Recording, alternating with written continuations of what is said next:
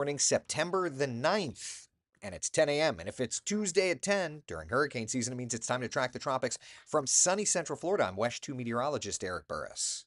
And in Savannah, Georgia, I'm WJCL 22 Chief Meteorologist Jeremy Nelson. Good morning. So, Jeremy, good morning to you, my friend. Kind of love this. We're just a day away from the peak of hurricane season.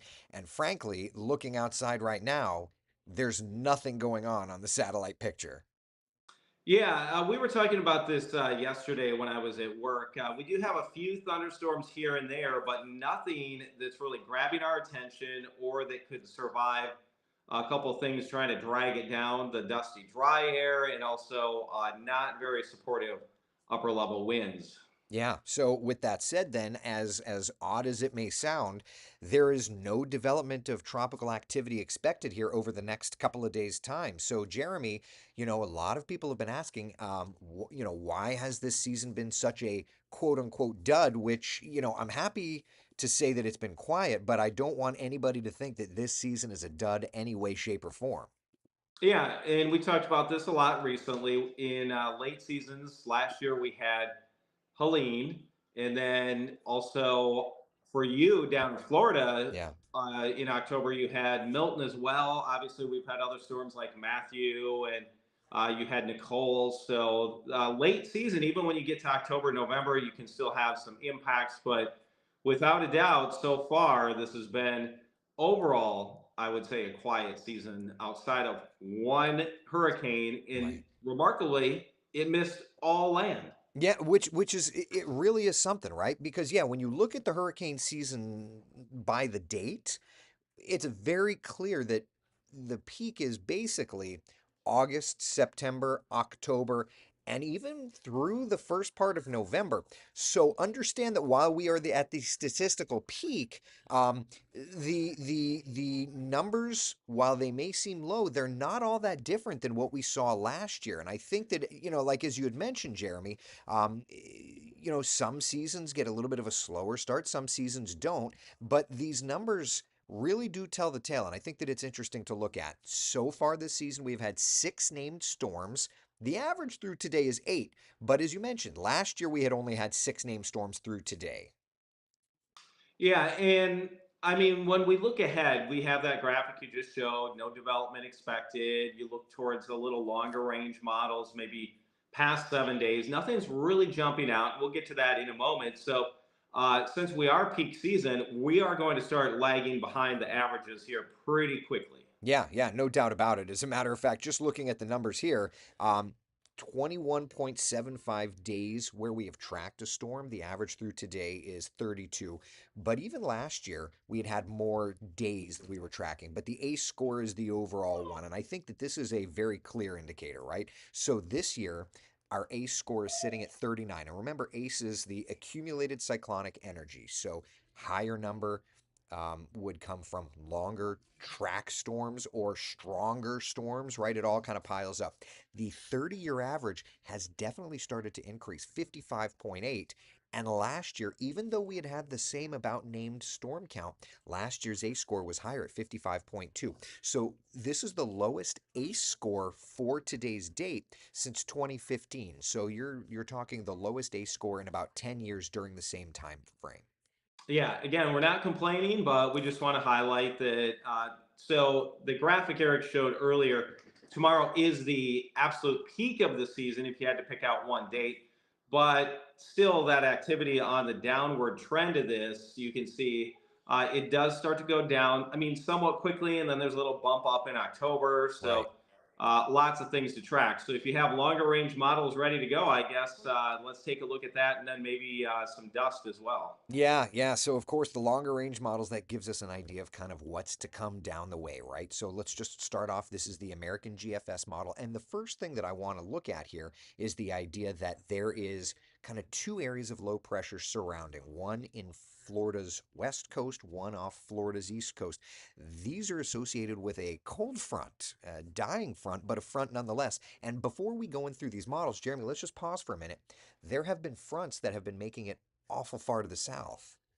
Yeah, I mean, we have northeast winds here, below average temperatures. We had I believe it was Friday through Sunday in the 90s. But before that, we had 10 consecutive days with highs in the 80s. We don't Yeah. really see that this time of year. Right. We still usually see upper 80s, low 90s. Not a high yesterday, I think was 76 in Savannah. Right. Right. That is way below average. And today, even though the sun is out right now, we'll probably be low 80s for highs. So cooler air, what that's doing is dragging those fronts down, as Eric mentioned.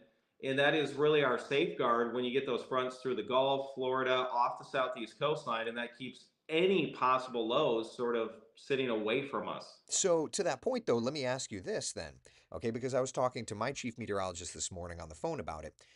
Do you think do you think that we end up with a bit of an earlier start to autumn almost? Because it seems like, I mean, for us, we've not gotten colder temperatures. You have. But, like, do you Right. think that we end up where we start seeing these dying fronts bubbling up storms? That would give up the idea that we were thinking with more homegrown stuff heading through September. What do you think there?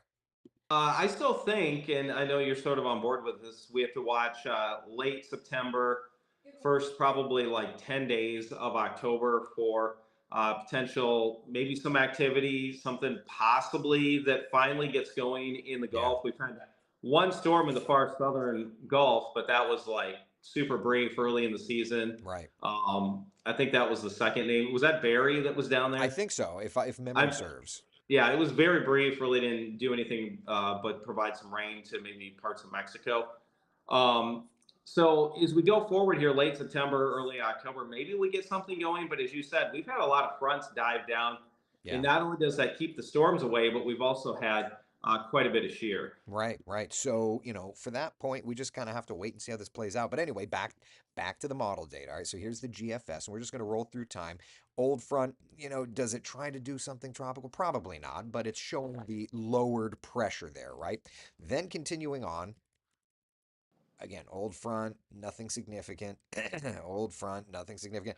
Now, right in here, Jeremy, and as we were talking, this is kind of that time frame that we were talking about and that location we were talking about, right? This is September 18th. That's 2 p.m. Thursday, September 18th. The model's trying to show something of a sneaky little low, maybe trying to pop up and move toward the um, panhandle of Florida or what have you. The model was a bit stronger on this yesterday and the day before even, but it's still at least showing a hint of something there.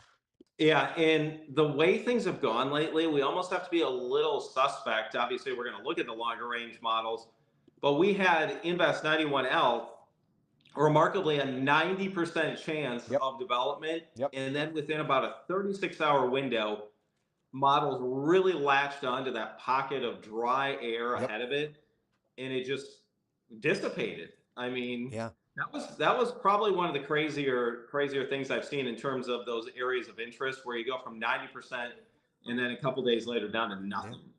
Yeah. Well, and I think to that point too, it may be the first time that I can remember that you had a 90% chance of formation and then it just didn't form. Like I feel like that has not happened in the Hurricane Center's, recent memory at least. Yeah, and if we don't remember it, I mean, it is very rare. Maybe it's happened some other time. Yeah. Typically, we see it the other way where it's maybe 20, 30%, and then all of a sudden, what was up to like 80. Right. Right. Yeah. Yeah. So it goes to show the thing about forecasting, right, is forecasting in general is humbling. Long range forecasting, as Phil Klotzbach makes very clear, long range forecasting is very humbling. So yeah, Yeah, kind so of. before that was a GFS, right, that you were Yep. looking at? Yep. Okay. Yep. Yeah, So so I mean, we'll see later on in September if we get something going, but as that's showing, maybe there's something northeast Gulf or off the southeast coastline. Maybe not all that strong, but at least a low out there. right. So I'm running through the European and it's showing a piece of moisture. Like there's some lowered pressure over Cuba. This is the 19th of September. Watch how it kind of lifts to the north, hangs around the Bahamas, north of the Bahamas, and then tries to deepen perhaps as it pulls away. So the Euro is showing the same idea, but in a different location and a different pattern. But the same timeline is there. So it's trying to highlight something there.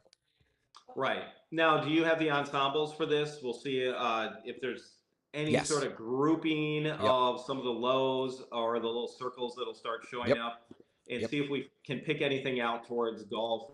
Right. So this is the GFS ensemble. We'll start here, and there's definitely some support. Again, there's the 18th. There's some support of something, but it's not, one member's in the Gulf and it's strong, and then you kind of have some of the other members from the Gulf off. So around the southeastern United States, nothing all that clustered.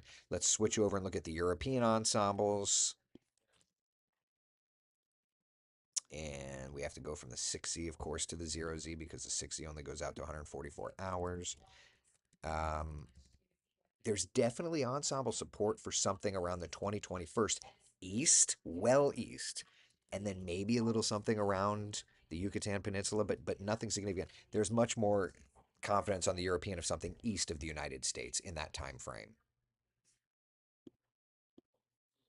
Now, I do want to point out the Madden-Julian oscillation. This is kind of a way to determine tropical capability, right? This time of year. So let's just take a look here, okay, and get an idea. And green means go when it comes to this stuff. So notice the Pacific, the South Pacific back off toward like the Indian Ocean. That's where we're seeing activity now. But watch how the window opens up right here. September 18th, 19th, you start watching the Gulf and the Caribbean for Madden-Julian positive, and that continues, it looks like, right through to the kind of end of September. So we start going in phase here. And remember, when the Pacific's hot, the Atlantic's not. In this case, you're going to start to see the Gulf, the Caribbean, and the Atlantic hot. The Pacific won't be. There's our window. So, Jeremy, we absolutely go into phase here the end of the month. I think that even if the models are not going crazy on development today, with the sheer opportunistic approach, right? Lift and spin in the atmosphere, we should start to develop some things in that time frame. Jeremy, I think we lost your audio there, buddy. Why don't you hop out and hop back in if you don't mind? Because, yeah, for whatever reason, we lost your audio there. Yeah, yeah. So Jeremy's going to hop back in here, and hopefully we'll get him taken care of. Technical problems do happen. Oh, I got you back. Are you there? Okay, perfect. Okay. All right, sounds great. So yeah, so what I was saying is September 20th through maybe like that October 10th time frame. Yep. That would line up with the Madden-Julian, some of the time windows we have also identified coming up in late September, early October. So we look for all those things to line up, and also then we need to be dust free. Yes. We need the dust if something is going to form, settle down, or we can cheer the dust on and say, hey, you know what, just keep hanging out the whole season. I mean, I'm fine with that. So a couple of Yeah. questions have come up. First off, Monica Cardenas House says Mad and Julian. Off to Google I go. So Madden, Madden, Julian. The Madden-Julian oscillation essentially is this idea that there's a little bit of extra spin and lift, and it just kind of moves around. It's a persistent idea, it just moves around the planet. And when it comes into the Atlantic, Caribbean, Gulf, that's when we can aid in tropical development. And if it's here, it's not elsewhere. So you kind of watch for these little focal points. So that's the Madden-Julian oscillation. Casper's pointing out, um, Casper Gregory says the 850 level vorticity highlights a possible CAG feature. GFS is aggressive with it as usual this time of the season. What say you, Jeremy? I assume he's probably talking a little bit longer range. Yeah, yeah. We continue to see whether it's the GFS or other models produce some lows in various spots of the Atlantic Basin. And this year, we obviously monitor them, but it's been tough to get excited because they show at longer range, and then you get close in, and if there is a low, it's weak and it hasn't really done anything. Right, but we cannot forget, and this is not hype, this is just the reality. We cannot Yeah, forget there's a lot of latent heat out there. There's a lot of yeah, atmospheric energy. And so when we go Madden-Julian positive, things are going to happen, whether it's a homegrown deal, whether it's just, the second half of this month, we're going to get going. Period. yeah. So that's, we know that it's going to get busier here. So let's enjoy this little bit of a break because it's not going to stay. No, and as you were highlighting there, I really think that sort of maybe like September 20th, 24th, or whatever, we've Yeah. already highlighted that in previous discussions here, which could be like that little low that goes from the Northeast Gulf to off the Southeast coastline. We've talked about that before, also all the way through that first about week to 10 days of October. So While it's been quiet, it doesn't necessarily guarantee it will stay quiet, Right. but I think we can enjoy maybe the next 7, 10 days. Hopefully, this lull just keeps on going. Yeah, yeah, let's take that. Let's take that. So that said, then we know we're at the peak of hurricane season. We know it's quiet. Also, know that Jeremy and I will be here and we will be tracking the tropics with you throughout the rest of the season. But for now, I'm happy. I'm happy with the state of affairs. Let's keep it this way if we possibly can, please. Yeah, I think next week though we'll start to maybe some of those longer range Yeah. ensembles. I think we'll start to see a little more showing up here because what's today? The you said the ninth, so we Ninth, get to the right. 16th the next time we talk, middle of the month, Yep. and we'll have a pretty good idea what might be ahead for the next 10 to 14 days. I would suspect so. So yeah. All right. Anything else to add, Jeremy? No, I'm just happy some dusty air popped up and got rid of that thing that was out there. Love it. Love it. All right, very good. From sunny Central Florida, I'm West 2 meteorologist Eric Burris. And in Savannah, Georgia, I'm WJCL 22 Chief Meteorologist.